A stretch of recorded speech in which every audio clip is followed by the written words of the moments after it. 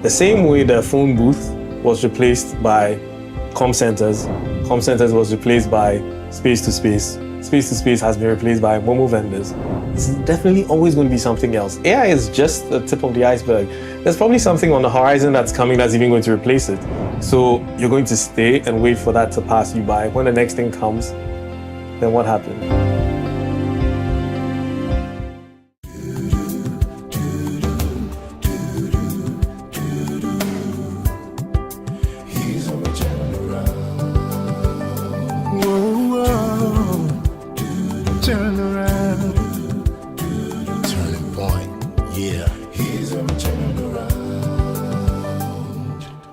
Hello and welcome to Springboard, your virtual university. My name is Albert Ocran.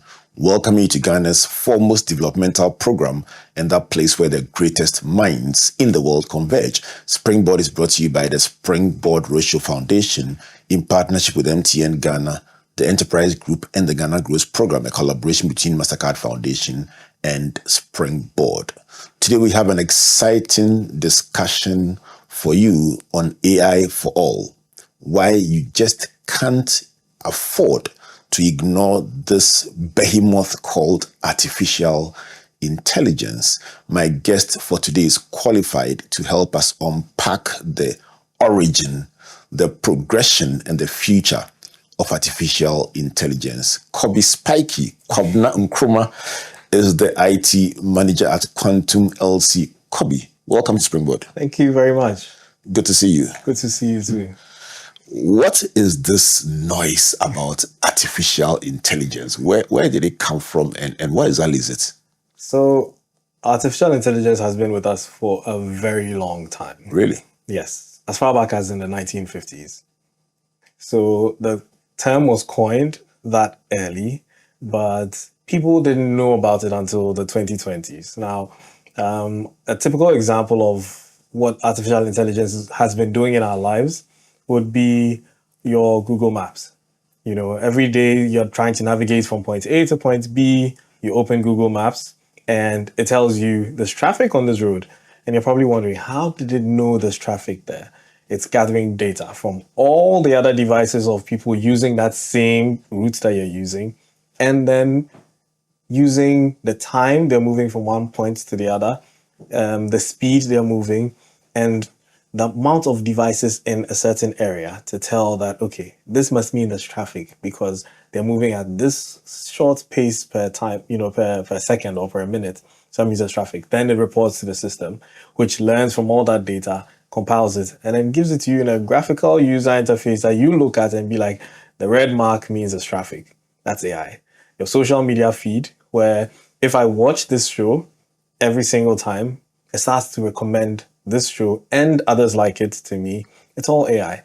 It's not someone sitting down there watching what you're watching and telling you, hey, I see you like this, so let me serve you more of this. No, that would be a lot of work considering there are billions of people on social media. So you develop an AI tool that watches every single person's activity and then finds content that they would like and continues to serve them. And there's a lot more of these applications that we've been using and not knowing that they are actually AI until ChatGPT boomed. Oh, wow. So it would mean that if I bought, as it really did happen, I bought a set of developmental material, let's say 10 years ago on Amazon, and it came back and said, those who bought this typically bought this and recommended a similar author to me. That was AI at work. Yes. So what changed? People need to experience stuff. People love experiences. So I think the experience is what changed everything. When they got to realize that there's a tool that can generate things, which is why that type of AI is called generative AI. So the ability to generate text, generate images, video, sound, it was never before seen. Everybody would, if I wanted to write an essay, it had to come from my own head. I had to think. If I wanted to type a letter, I had to think about it. I can't draw. But now I can make art thanks to AI. So that ability to generate all these content brought it to the fore, where people who hitherto had no skills whatsoever in certain areas are able to create those things. Now realize that, oh, so this is AI. This is what AI can do. But even though it can do a lot more, this is what made it famous. So this was its party trick, to say the least. If you juxtapose this against the emergence of social media, let's take an algorithm like Facebook. Suddenly, people could relate to a particular aspect of Facebook. There are other aspects. Is there a correlation between this one and AI as well? That once it met a need that was regular in the lives of people, they got hooked on, and then they would find out later that there were other users that were not in the immediate interface. Would it be similar? It is. I mean, you're right on the money with that.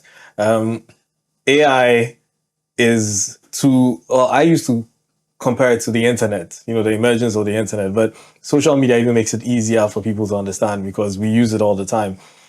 It helped us connect with people, and now AI is helping us to create or to correct ourselves, to become better and efficient and more productive.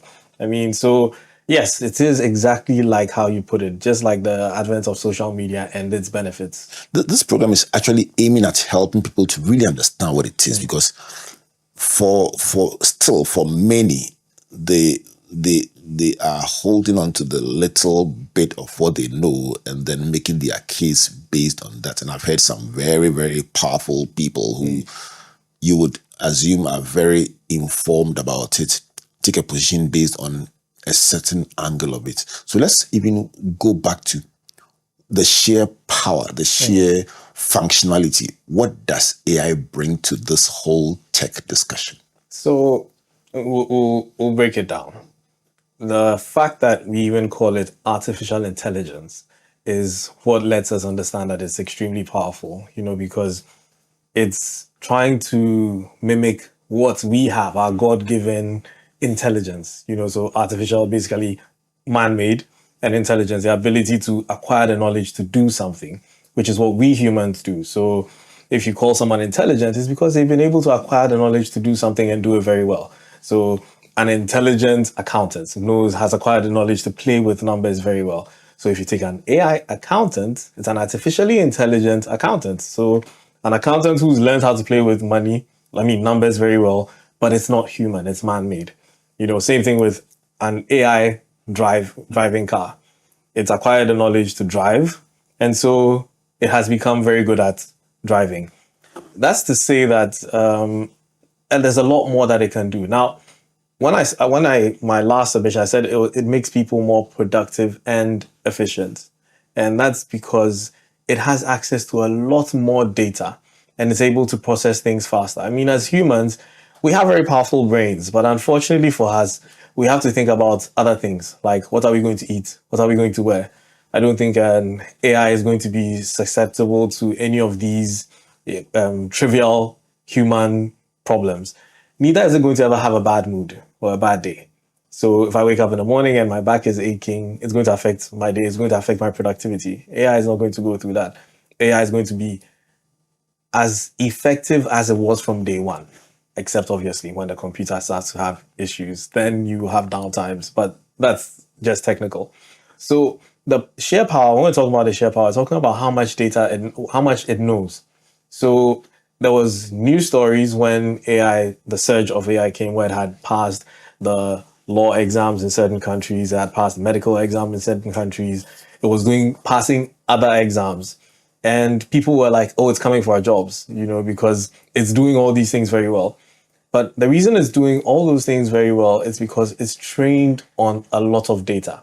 That's what people need to realize. That show us the back end. How does it work? I mean, how does it work? How does it?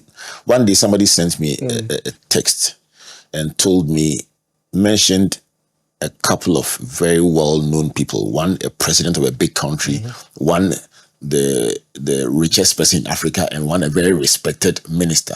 And he said, if these three were in a conference speaking on this topic, this is what they would say. And the summary the person sent me was so relatable because it kind of captured how they talk, the terms they use. And I'm reading the term like, hey, hold on. Then I sent him a text and say, wow, that's close. He says, no, hold on. I'm just sending you what you will see. Wow. And he sent me what I would see. And I'm telling you, the way I would summarize, it was all in there. Yeah. And I said, how does it get to know? How does it know? Data.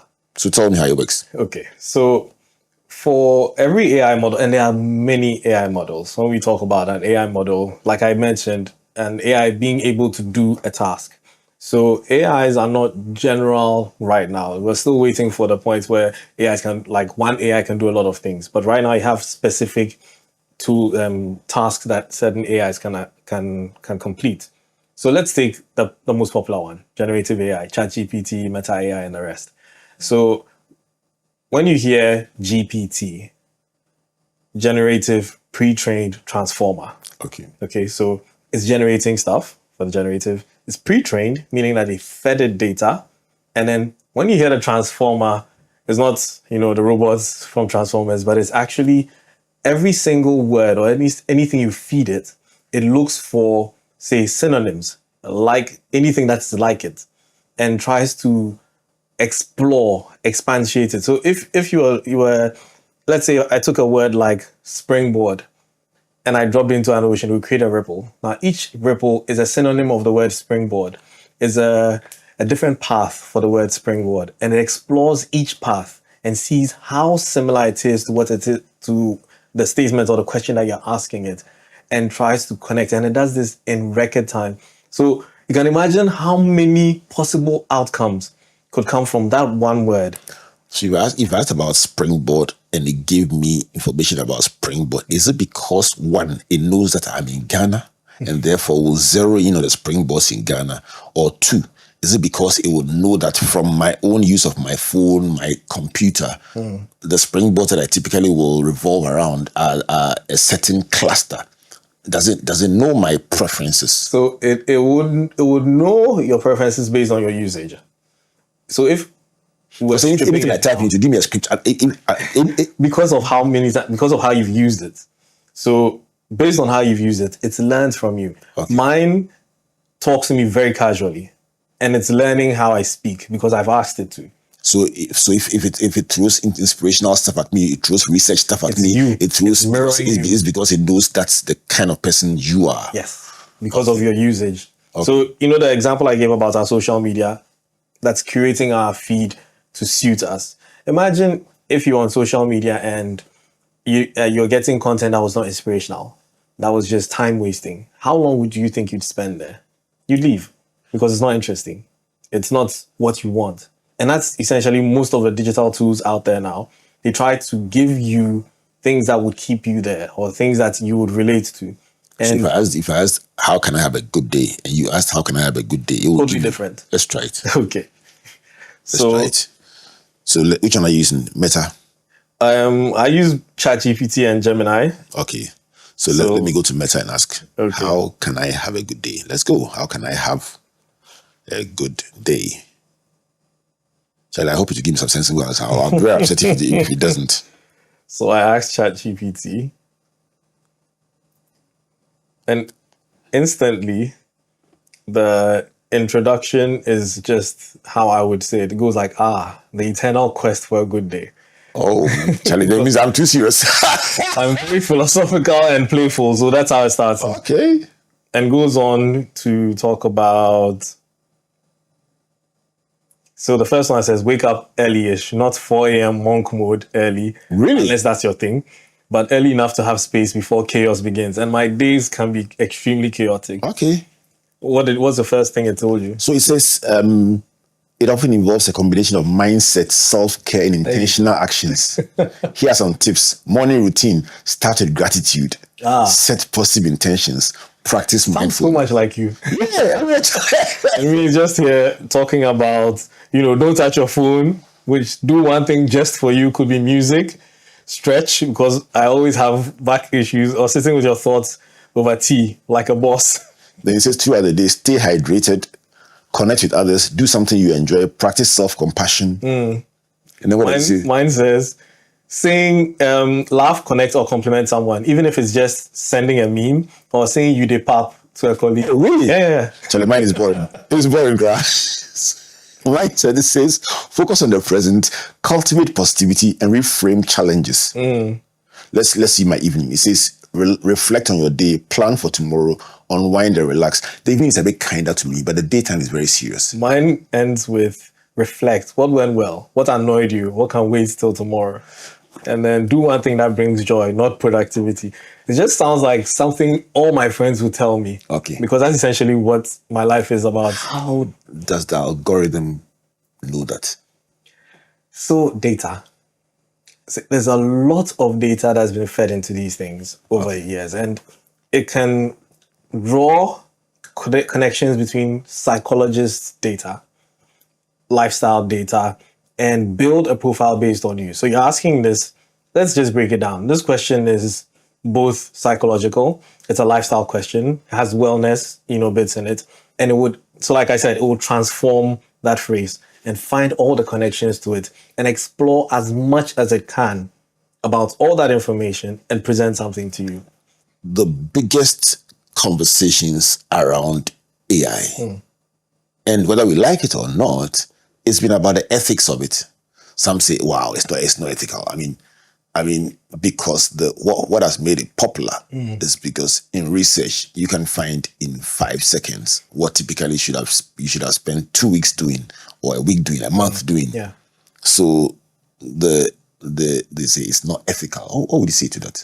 So I like to give this analogy. I believe if my dad was doing when my dad was doing research when he was in tertiary, he would only have access to books in his library in his community.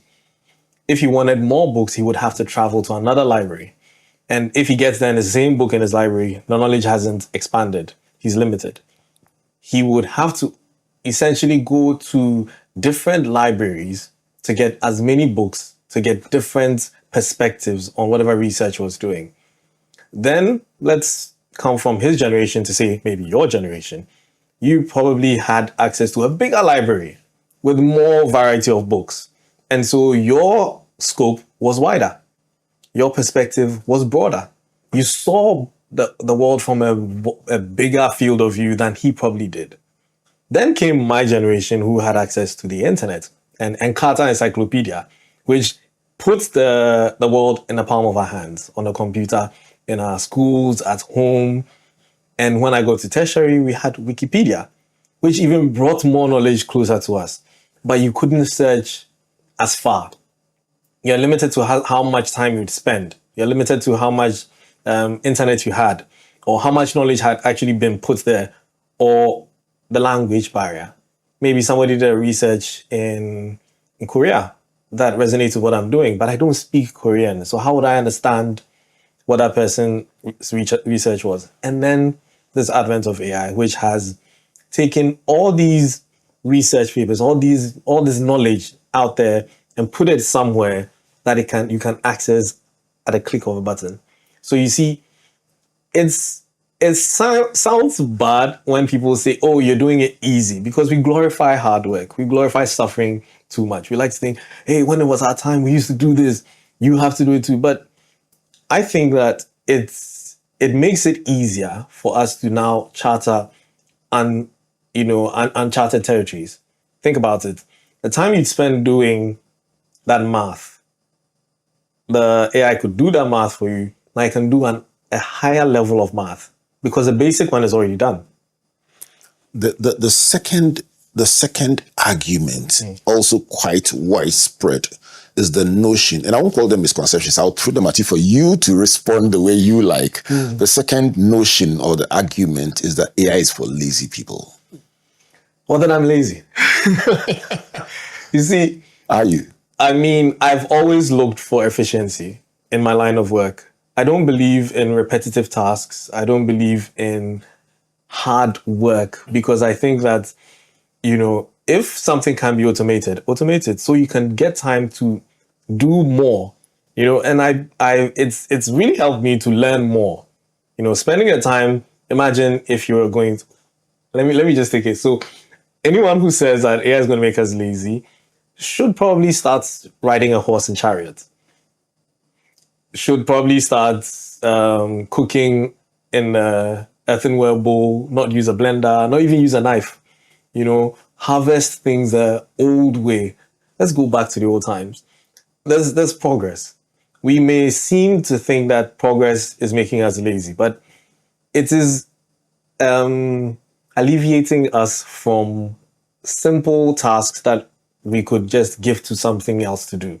And then we could explore much more difficult tasks. The proponents of AI say, whereas some say it's for lazy people, even using generative AI, which you mentioned earlier on, just to be able to get an intelligent answer to a research question, you need to craft the question and then you need to follow it up. Yes. Typically, when I'm engaging any generative AI for anything I'm trying to research into, I probably would ask the question I'll ask follow-up questions about 10 times. I would never take the first answer. Exactly. Because I would ask more questions. Why not this? Have you thought about this? And by the time I finish, I would have gotten the angles that I want to be able to compare what I'm doing and say, okay, now I get a sense of it. So that argument says that, listen, even knowing the right questions to ask is itself a lot of work. Would that be your position as well? Yes. So, prompts, it's called prompting. Right. And it's just like when the internet started, knowing how to Google was actually a skill. Some people would just go and type how to do this. Someone would actually type it with certain queries and certain commands that would get them the specific site or answer they're looking for. So it's a skill. Not everyone will get the best out of AI. I know people who can use AI to generate art that looks so realistic because they're able to prompt it very well. And it benefits those who understand. If you don't know, you don't know. So assuming I'm trying to generate this set and I don't even know what this is called, how do I prompt it to put this there? If I don't know how to describe you, how do I prompt the AI to create you? So you have to be able to, you must have the knowledge and be able to prompt the AI to get the desired results. So if it's for lazy, I don't think lazy people would actually even have the time or the ability to do that, to say, okay, I want you to create a backdrop with a gray and orange, abstract art in the background. A lazy person probably wouldn't know how to prompt. So what kind of person will optimize or get the maximum use out of AI? Anyone who wants to get the best out of themselves in whatever they do can actually get the best out of AI. So musicians, creatives in general, not even only music, creatives in general, business people, teachers, even farmers. I was talking to a farmer who was like, well, I'm a farmer. And I'm like, yeah. And you could benefit from AI because if you trained an AI model on your crops, on your harvest, on how much fertilizer you're using, and you were taking data from, some of your operations, you'll be able to optimize your operations better. Because over time, it'd probably tell you that you're using too much fertilizer on this part of the field. This part of the field is already fertile. And I even worked with a team that was using drones to capture their crops and then transmit that data into an AI model that was telling them when their crops would mature. So they would know, and it would even optimize their irrigation. So it's not over irrigating and it's not under irrigating. So depending on when the weather, monitors the weather, turns on the sprinklers to water their plants. When the weather tracks the weather forecast, knows it's about to rain, it reduces the amount of water it sprays on the plants. He's going to get probably 10% better yield. And not just me being, charitable with the numbers, but he could probably get better yield than someone. And I like to use this example. Imagine if you're a pure water seller and you were gathering data on where you sold pure water, how many pure waters you sold, the people that bought them, what car they were in, where they were going, and you put it down you collected it for a period of time. You would probably start selling better than other people who are just doing it without data because when I stand here at this time, I sell more and they want this brand. Let me not buy that brand. I'll buy more of these brands. And your AI tool just set an alarm for you and tell you it's time, 11 o'clock, stand at Kwashima traffic light. You should sell about 100 bottles and it would be right on the money. At least in my use of Google Maps, I just am fascinated by the interactive nature of it and the accuracy of saying I'll be there at 7 and 6:59, you're ringing the doorbell. So can AI be used in politics? It has been used in politics. Help us to appreciate. Well, we all heard about the Cambridge Analytica scandal. That was AI in its very narrow form. So what we call psychographic analytics. What everybody knows about social media is demographic analytics, age, sex, nationality and all that. Psychographic is when you're taking those tests and they're asking you, who will you marry in the next 5 years? And then you go and take the quiz and they ask you certain questions. Those questions are building a psycho profile about you, the individual. Now with that, they know that your favorite color is blue. You may think your favorite color is actually green, but based on these answers that you've given over time, the system is able to tell that no, you actually really like blue, or you gravitate more towards blue. Now with that being said, if I was going to show you a political, video, I would color grade it blue because subconsciously that would appeal to you. I would use a lot of blue accents. And if I know that you are xenophobic based on the kind of content and the kind of interaction you do, I will push xenophobic agenda content to you. So if I'm a political person, I came and I was like, hey, do you know that these people are coming in to steal our jobs? When you elect me into power, I'm going to get them all out of there. I'm appealing to you. But I would be telling the other person who's not xenophobic a totally different story. So the messaging is selective. Is unique and selective based on the person's profile that has been built. And that's what won Donald Trump the presidency in his first time, because they had built profiles about people. So they served them what they knew they wanted to hear. Marketing, customer service, writing, poetry, art. When we come back from this break, Kobby Nkrumah, aka Kobby Spiky, will be telling us about the different types of AI beyond the one that we all know and tend to use more pervasively. He also tell us about AI for business. As is the case with Facebook and social media, we all operate at the base of it and assume that's all that there is. But Kobby, you will take us a bit more into the deeper end, sure, and help us to know the other types of AI that are available and the higher levels of engagement required when you want to use it for big stuff in business, and then probably also some of the risks and then the future of AI. This is Springboard, your virtual investing. I'm enjoying this topic because it's something I've always wanted to ask about. What exactly is AI and how is it changing our lives? And you know what? We refusing to participate doesn't change anything. The world will still move on, and you will still find yourself competing with people who have superior access to superior tools than you do. So let's come back from the break and engage Kobby Spiky Nkrumah. Please don't go away. Good business means seeing the possibilities and maximizing opportunities. Making sure you have a responsive support system backs your business goals. A partner that gives you a stable platform with reliable connectivity and seamless solutions, and better understands the tools required to take you to the next level. With so many moving parts in running a business, we do our best to provide you with some stability.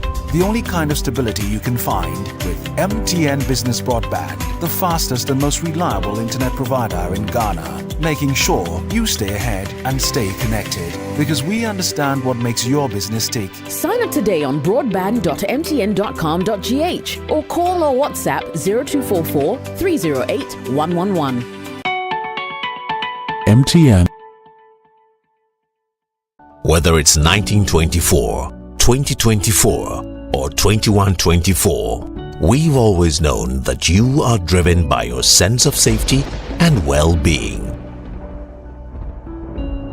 It is what drives us to see you through from start to finish, from small to big. And in the last 100 years, as you have evolved, so have we also expanded to serve you in many ways. From cradle to grave, with expertise in insurance, life, pensions, properties, health, and for those beautiful memorable goodbyes. It's 2024, and in all our markets, our pedigree is recognized, our strength respected, our expertise valued, and our solutions sought by all who desire an advantage in life. Experience the time-tested, and truly trusted 100 years legacy of Ghana's oldest insurer. Take charge of your future now. Insurance, life, pensions, property management, funeral services, health insurance. Enterprise, your advantage. Hi, this is Albert Ocran. This August we celebrate 17 years of Springboard, your virtual university. This broadcast was born on the evening of 4th August 2008 when Comfort and I sat in the studios of Joy FM to discuss building the good society. Our reflections that day were on the writings of a Russian philosopher Leo Tolstoy, who wrote, "How much land does a man need?" 17 years on, and we still are reflecting on these same thoughts. How do we bring everyone on board to build the good society? It's amazing to reflect on how far we've gone with the broadcast, how many platforms it's serving people on, and how many millions across the world have been transformed by this broadcast. To God alone be the glory. We want to say a big thank you to all our partners and all our stakeholders, listeners, and viewers. You make Springboard the virtual university. To mark this special occasion, we're rolling out a series called Thinkathon, the power of ideas. We bring on experts from academia, business, industry, governance, students, leaders from all over to reflect on how ideas can transform our society. We have a couple of other interventions lined up for you, but this is Springboard at 17. We want to invite you to join us in these conversations and you'll be greatly inspired. Springboard, your personal value will shoot up. Learn something new every week and be inspired by innovations, impact, and success stories of individuals making strides in the agricultural, agribusiness, technical, and vocational skill sectors on Ghana Grows Ejuma with Araba Kumsin and Yabitha. Join us this and every Thursday on Facebook at 7 p.m. at Ghana Grows, also at Comfort Ocran A and at Albert N.E. Ocran. On Fridays at 4 p.m. on Joy 99.7 FM and on Sundays at 5:45 p.m. on TV3. Ghana Grows is an initiative of MasterCard Foundation in partnership with the Springboard Roadshow Foundation. If you are a young person and you want to be a part of our various interventions, call or WhatsApp Ghana Grows call center on 0308 255 775. Follow us on all our social media handles. Ghana Grows Ejuma. Hope Day.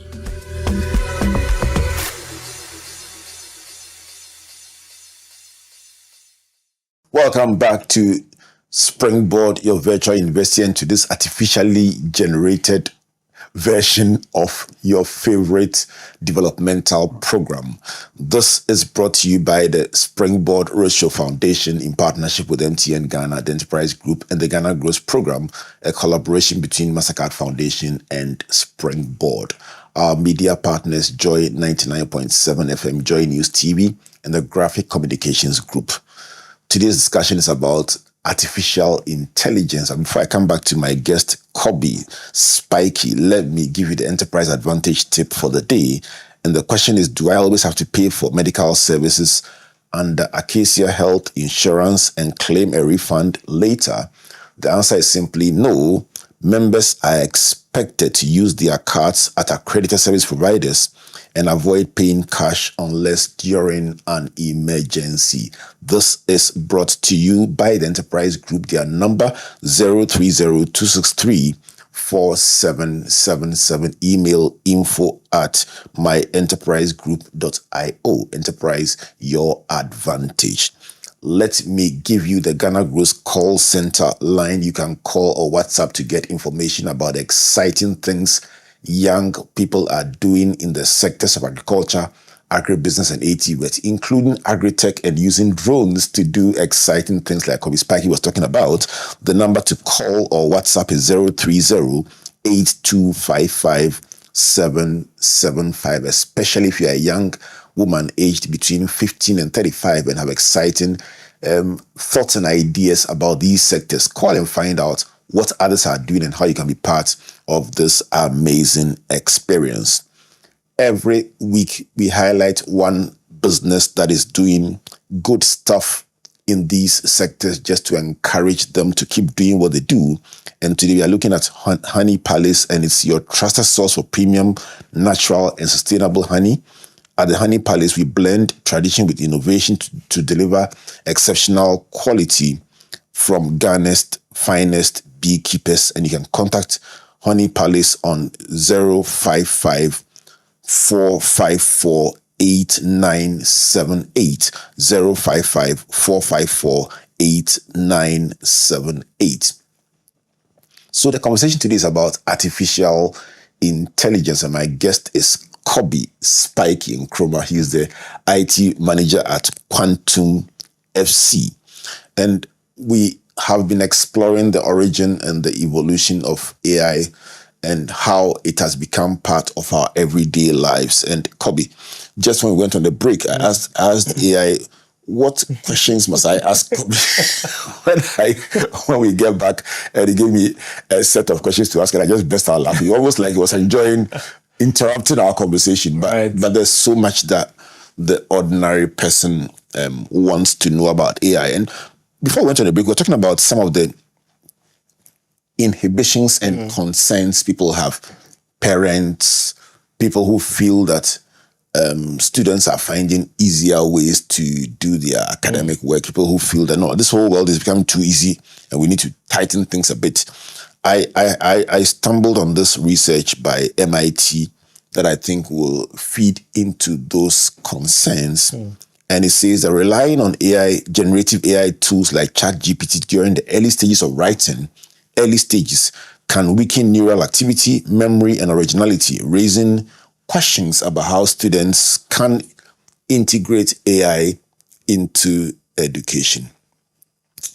It will just fit into those who argue that, listen, build your numeracy and literacy skills first before we put such generative tools in your hands. Yeah. Would you find a midpoint between the two schools of thought?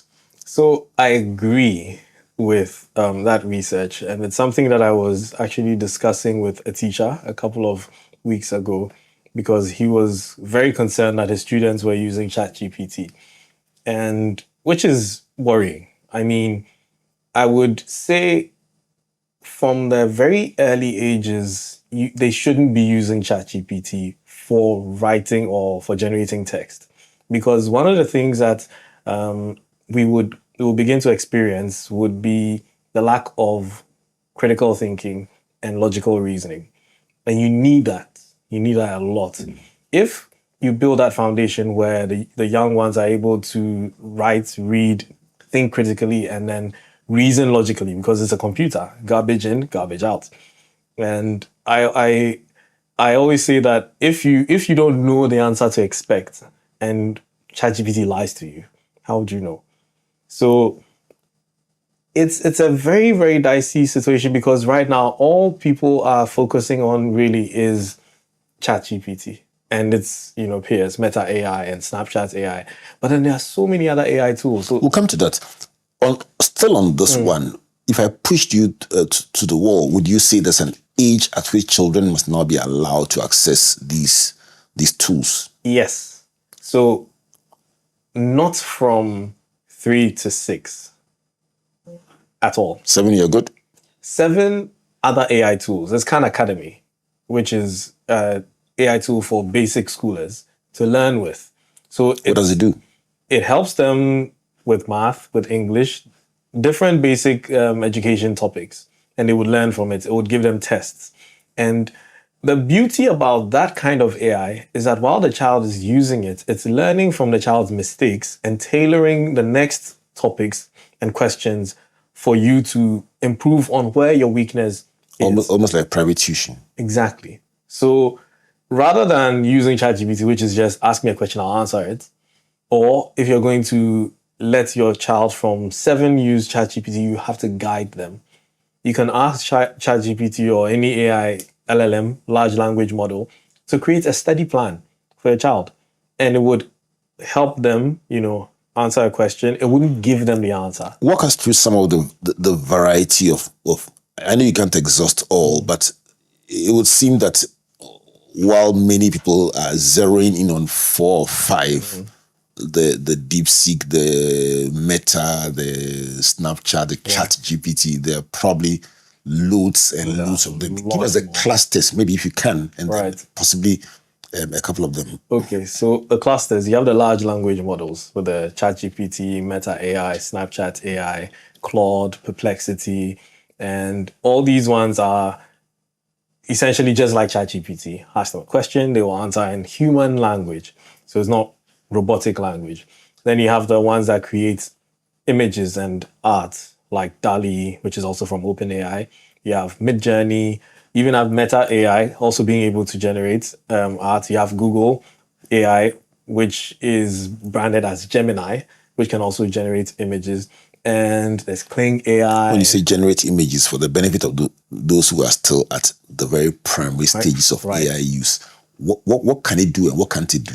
So, perfect question. Assuming you wanted to start a business and you want a logo, you can't afford to pay a graphic designer who's going to charge you 3,000 Ghana cedis. I'm sorry, graphic designers, I'm not taking your job from you, but you also have to jump on the AI bandwagon. You can actually prompt an AI.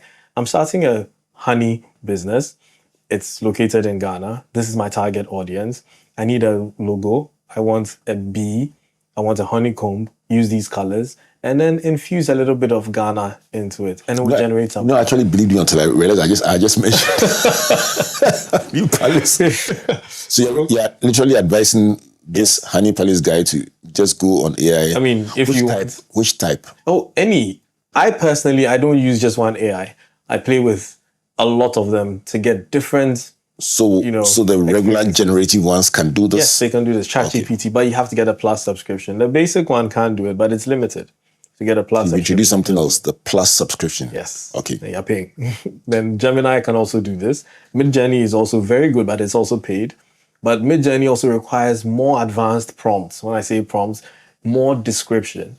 So anyone listening, if you want to try to create like an image, you can just ask it to create a bowl of fufu and soup and see what it will create. And if you'd like to eat that, versus being very descriptive. That's how computers understand things. So when you say descriptive, like groundnut soup, I mean, you have to go all the details. Yes. Akrantie. What if you can describe Akrantie without just saying Akrantie? So Akrantie is which meat? Grass cutter. Grass cutter, good. So grass cutter means found here, cut at the limb. You have to be that descriptive, because don't assume that the AI knows what you're talking about. It's not human. And it's still generating in 5 seconds. It will still generate. I mean, with images, Gemini is faster than ChatGPT, I've come to realize.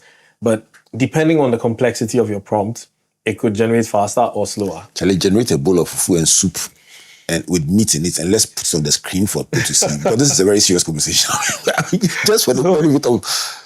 For those listening to us on radio, they won't get to see this, but those watching on YouTube, on Facebook, on television, I'm going to count you down. How many seconds will it take to generate your favorite bowl of food with which soup?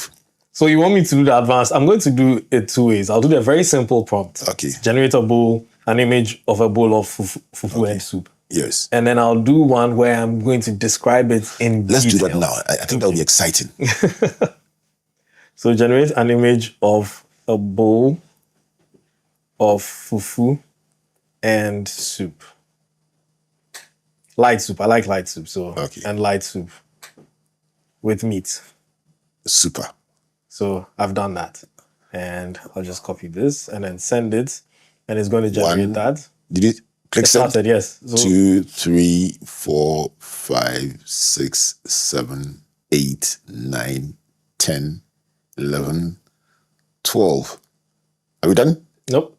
13, 14, 15. Am I counting too fast? No. 17, 18, 19, 20, 21, 22, 23, 24, 25, 26, 27, 28, 29, 30, 31, 32, 33, 34. This is we would have closed. So Gemini has generated it already. Oh wow! We're using two alt. Yes, so concurrently. ChatGPT is still But the soup is too generating. light or It doesn't even look like light soup. It looks like some watery. Yeah, some yellow liquid. And what's this? Carrots Vegetables and things and like that. vegetables. You see, Yeah. because I didn't give it enough All right. description, so Gemini No didn't vex. get it. But I think the one on ChatGPT, The soup looks. it looks. I'm already seeing a chicken thigh over there. And Yeah, that's right. my stomach is grumbling already. Okay. So let's. Oh yes. There you go. Okay. So bring it. So this is it. Look, this is live and colored. The one you can see. So okay. So you can see the one is it on your right, Charlie, facing the screen. Yeah. Well, So on the viewer's left is the one on ChatGPT, and on the viewer's right is the one from Gemini. so obviously the one that this one is the one on the left is yeah. more like the one. That's more like it. Yeah. Okay. So is this about the intelligence of or the adeptness of the algorithm to the question that you asked, or it just happens to be? This is a very great question. This is one of the things that makes AI very difficult to predict because it's very difficult for it to recreate, like to be repetitive. So if you wanted to do something, the same way, it might not. Upload the question again with the details that you think will give it a better look. And while it is processing, let me ask you about the risks and the jobs that are likely to be on the line as a result of this development. So put in the question about this time light soup with the descriptions that what did he say? Cut at the hip, Charlie, bad guy. Yeah, my friend, the vegetarian will not be happy with Will not be happy with me at describing all. it this way. So you know what I'm going to do? I'm going to take an image of fufu and I'm going to feed it into ChatGPT and ask it to describe it. And I'll use that description as the prompt to ask it to generate the image.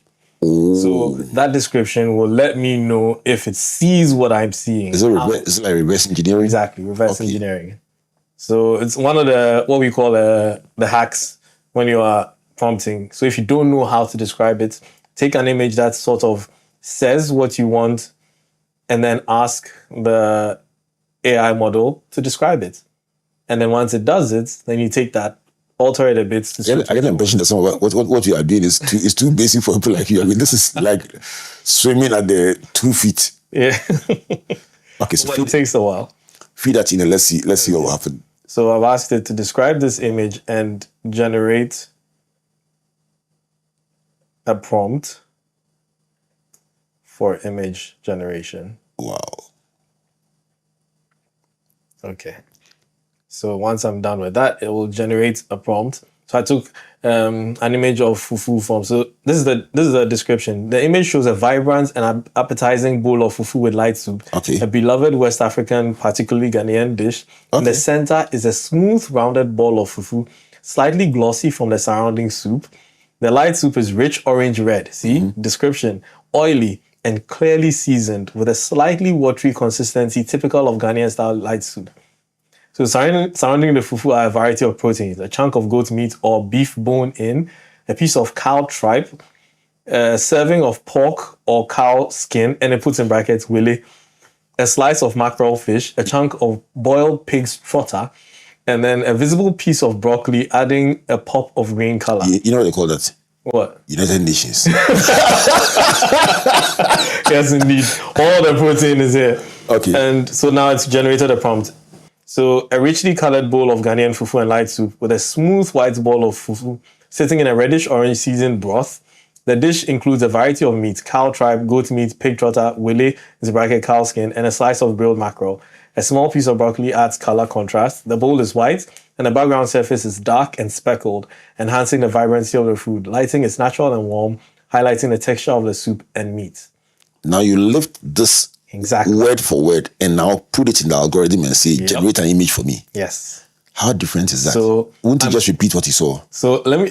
I'm going to feed it into Gemini. I don't want to say the wrong one, and then we'll see. I hope that you do a better job this time. It will. Charlie, that will be very interesting. So I'll copy that text, which I've done right now, and then I'm going to ask it to. I can tell you what, if you generate the image and it's better, it will confirm those who say that if you ask the wrong question, don't be surprised that you get a very terrible. You need to have some level of intelligence to use AI. So you've pasted it? Yes, I've pasted it. So it's generating. What are the risks involved in using AI? Over-reliance. That's the number one risk. Okay. So reason why kids shouldn't. So here's our. Oh wow! This is better than all the models so far, isn't it? Hey, my dear Robert, the cameraman, please don't lick your lips while you're zooming. So I can see the wele. I can see the mackerel, yes, the cow, and the goats, and the intestines, seeds, and the broccoli.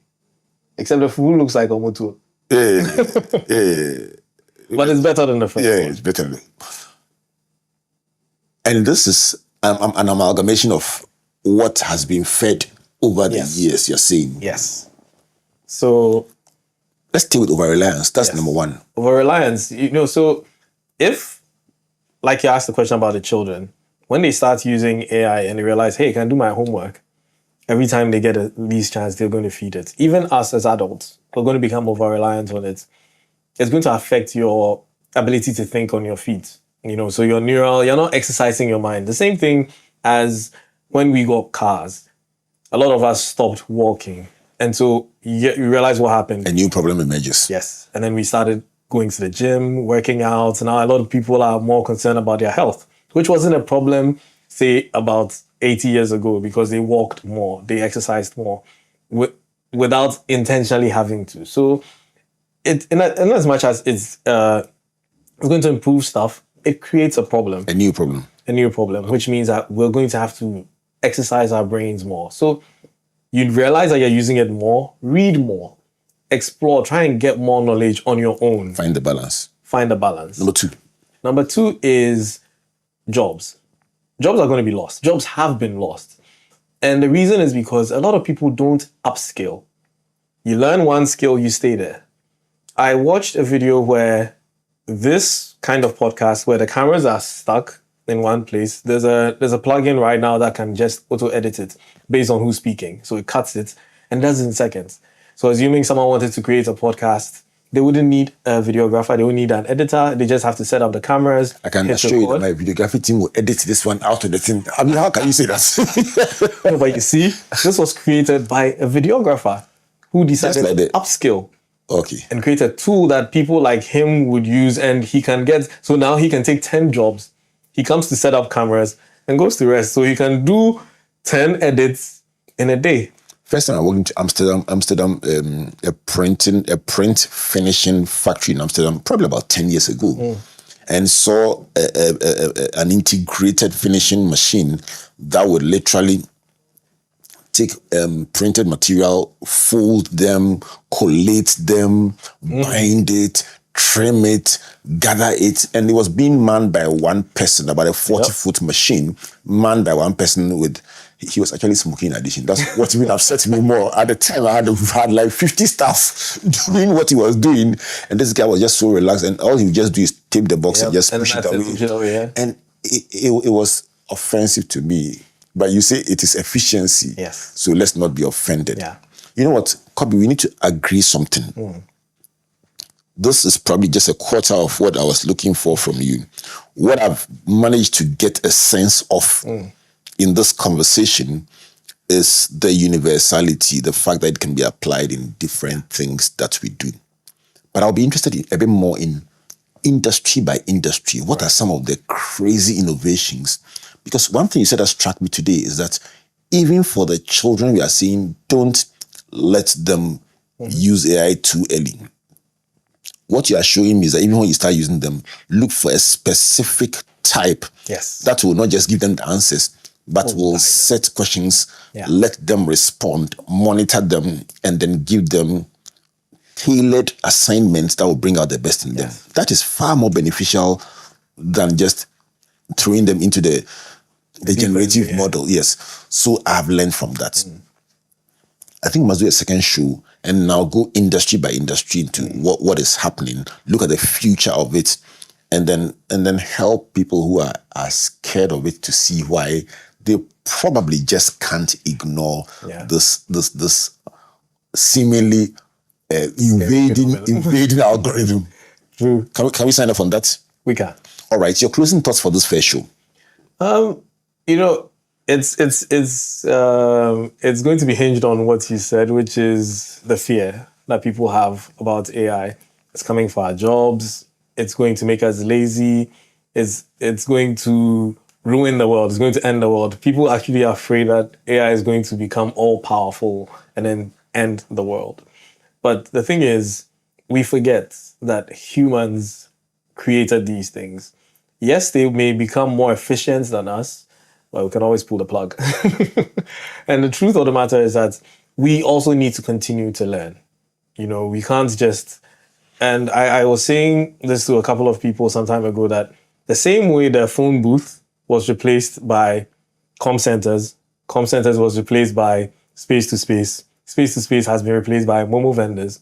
This is definitely always going to be something else. AI is just the tip of the iceberg. There's probably something on the horizon that's coming that's even going to replace it.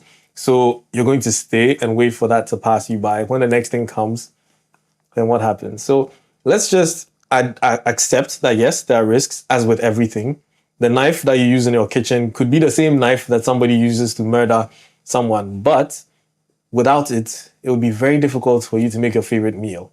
Doesn't mean that you throw the knife away at all. So let's embrace it. Let's embrace the risk and embrace the possibilities as well. Knowing solves a lot of things. If you don't know, you'll be in trouble. What's the biggest, in one word, what's the biggest gift AI gives us? Efficiency. I knew you would say that. The voice you heard is the voice of Kobby Spiky Nkrumah, IT manager at Quantum FC, my guest for today in this conversation about AI. All we've been talking about is AI for all. Why you just can't afford to ignore this sensation called artificial intelligence. What is your take on this? Where are you on this journey? Are you exploring it at all? Are you asking the questions? In our next edition, we'll go a bit more into the technicalities of artificial intelligence, and you'll find out how in your industry, those you are applauding are probably using something you don't have and leveraging technologies you've not yet ventured into. We'll answer a bit more the question about the risks and how we can ameliorate them, and then look at the future of artificial intelligence. My name is Albert Ocran, saying thank you on behalf of the Springboard Roadshow Foundation and our partners MTN Ghana, the Enterprise Group, and the Ghana Growth Program, a collaboration between MasterCard Foundation and Springboard. Our media partners, Joy 99.7 FM, Joy News TV, the Springboard channel on YouTube, and Graphic Communications Group. So we come your way again next week. Albert Ocran saying, God bless you, and God bless you.